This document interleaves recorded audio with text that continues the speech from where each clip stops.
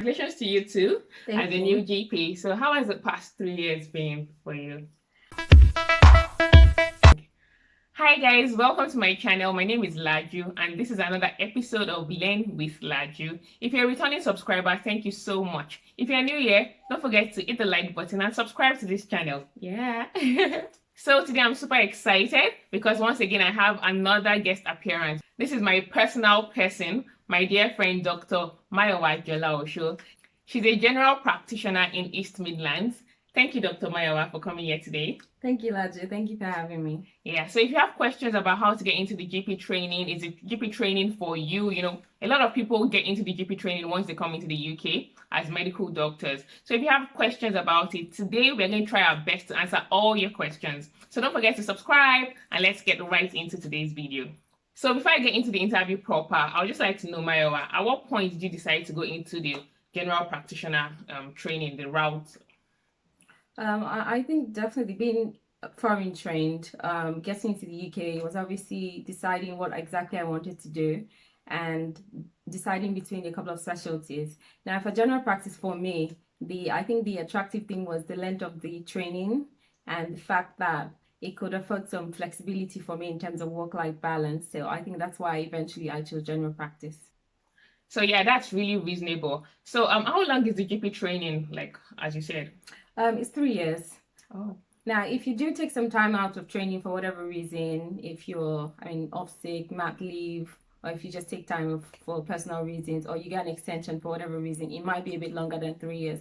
But generally, you expect it to finish in 3 years. Yeah, that's pretty cool. Like, that's pretty cool. So if you are thinking about GP training now, you know that it's just 3 years and, you know, you're done in no time. So the next question I have for you, Mayowa, is this. What are the steps to take? Like, if I want to apply for training, like, by next year, what should I be doing right now? I think, Laju, I think what you're doing is really great. I think knowledge is power. Knowing exactly what you need to do and the steps, to get to the end point is really good. I wish somebody had done this for me. You know, just knowing what to anticipate and, what you need to do. So getting the knowledge is key. Obviously, at this point, I think it's time to get your your documents and get yourself together, basically. If you're looking to get into GP training next year, you should be a doctor already. You should have, you should be 2 years post-graduation, which most of us are anyways, when we eventually come into the UK, because you would have done housemanship and you would have done NYC. So generally, anybody who's moving into the UK after school and NYC can apply to GP training. The other thing is to go onto the ORIA website. Laju, put the link. Yeah, I'll put the link up. Generally, when you go to the website, you need to register, put your details. They're going to ask you about your employment, education, background, and all of that. So you can register now. It's not too early to actually register if you're looking to go into GP training next year. And the other thing you can do is sign your FY2 competency or your CREST form. I'd explain what it is. So ideally, they expect you to sign your form for foundation year. So it's like internship, housemanship. Having done that, you should get a form signed off. If you haven't done that in the UK, you can sign a CREST form. That's your readiness to get into specialty training. You need to get a consultant to sign that. Ideally, somebody that you worked with for at least 3 months in the last 3 years, that you worked with for 3 months consecutively, to sign that off. If I just say something about the form, make sure that you get somebody who can sign you competent in every regard. And make sure you tick all the boxes as competent. If not, you get to go back and forth. Oh, okay, that's very good to know. Thank you for that. So it's amazing that you mentioned the CREST form, because I had someone here a couple of weeks ago and she also mentioned the CREST form. So I believe that this is like a general requirement for any training that you want to get into in the UK. And having said that, so after you've done your CREST form, you know, you've signed your competencies, what should you be doing next? What are the steps to take? Okay, so the next thing to do is know when to apply. If you go onto the ORIA website, you know the application windows, the dates to apply. Now, the specific dates vary, but for round 1, you generally have the application window open in October, November for the exam in early January. And you have the re-adverts that opens in February, March for the exam in April. And for round 2, that usually comes a bit later when you have the opening in July, August for an exam in September. So generally know the exact dates, know when you need to apply, and obviously put your application at that point. All right, sorry to cut in. So you're saying that they take the exam like 3 times in a year? Yes, so there are 3 application windows, yes. Oh, okay. Now, you could either start in August or start in February. Now, the August bit is the one where you have round 1. So you have round 1 and you have the re-advert to both start in August. And the round 2 is to start in February the next year. So if you're looking to start in February 2022, you'll be applying next year, July, August. Oh, okay. So if you're looking to start in January, you're too late already. January 2021. So you can't start in January 2021. Okay. If you're looking to start in February, February. you're too late now. Okay. So the next bit is August 2021. Oh, okay. All right. Thank you for that. So after you've applied for the exam, what comes next? So after applying for the exams, I think before you actually apply for the exams, it might be worth studying. I mean, start studying actually before you do the application. I know that a lot of us feel like, oh, the MCQs, I would explain the exams in a minute. But generally, you feel like, oh, we can just rough it. But sometimes it's actually a bit more demanding than we. Okay, so for the exams, there's 2 bits. One is the MSRA. That's the MCQ questions. And the other bit is the clinical one.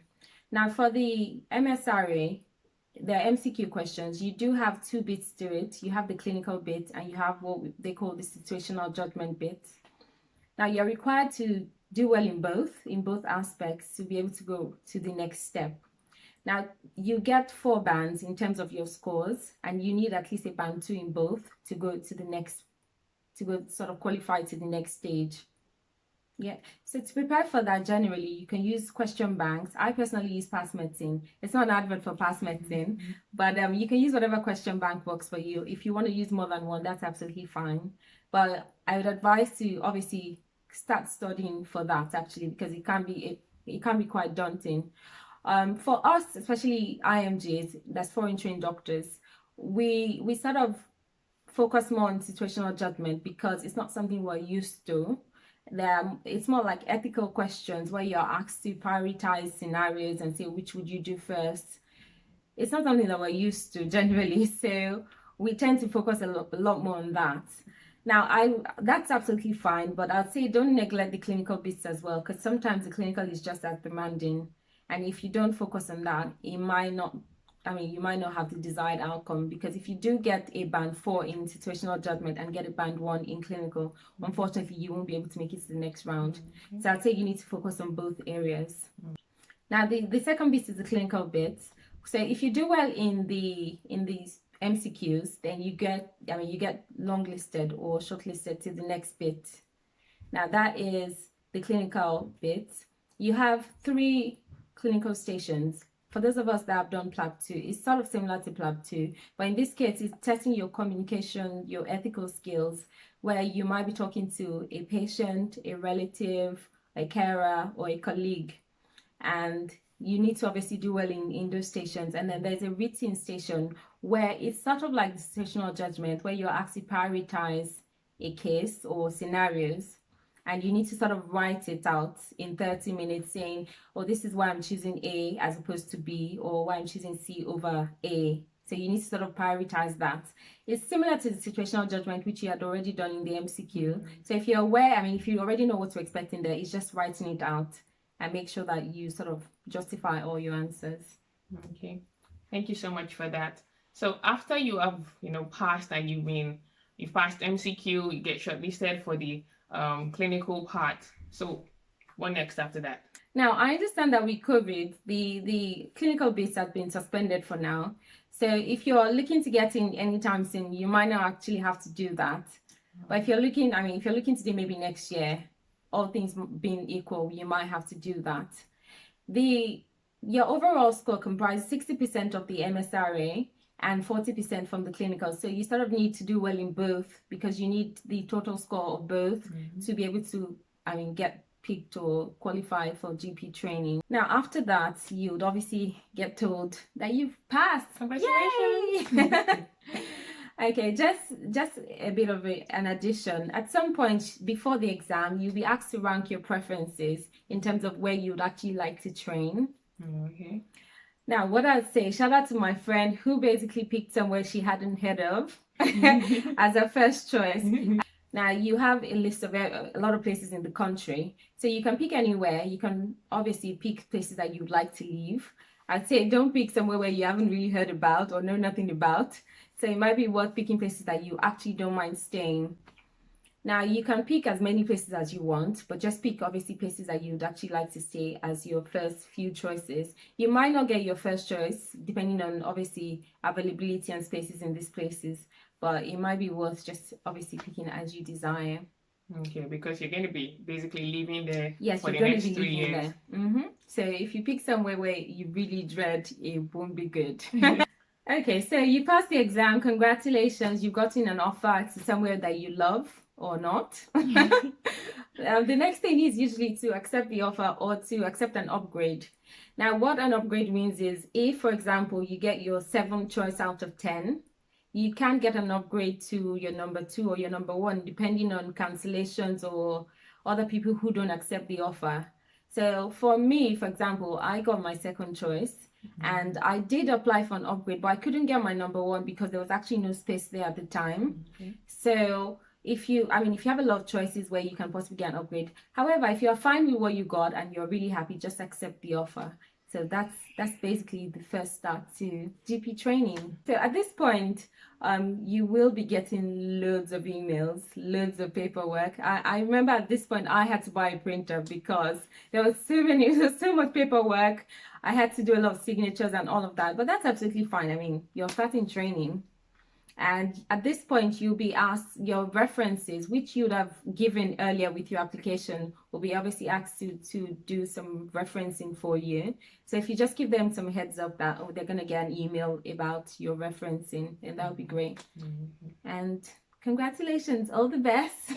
So do you get to go through rotations in the hospital, or are you just in the GP like clinic all through the training? No, you don't just stay in general practice. So for the first couple of years, you tend to do rotations. Now, it varies from place to place, where some places you have to do rotations every 3 months.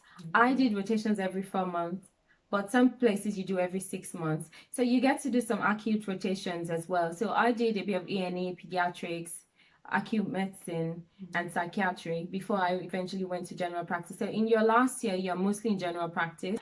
So one final question. So congratulations to you too as a new GP. So how has the past 3 years been for you?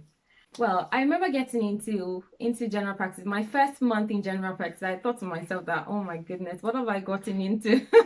Because it was actually a lot more different than I expected. I know a lot of us are trained to be acute doctors, where we tend to see an unwell patient and we manage them and they go home or they go to the wards for admission. In general practice, it's a bit overwhelming, especially in the first few months, because the setting is quite different. You are dealing with more social problems, more family problems, patients that just want to have a chat. I mean, you're dealing with patients who have been in the surgery for years, some from birth till they die actually. So it's obviously that continuity of care is a lot different from hospital setting, where you just deal with the patient and they go home or they go to the wards. You don't have to know about their family problems basically. And the choice of medication is a bit different in general practice. So those are things that you obviously get used to. And as you get along, it gets easier, definitely. All right. Thank you so much, Mayowa. This has been really helpful, and I hope someone out there finds this helpful too. So it's been really lovely having you. Thank you once again. Please tell them to hit the subscribe button and like this video. Hit the subscribe button. Yay! Bye. Bye.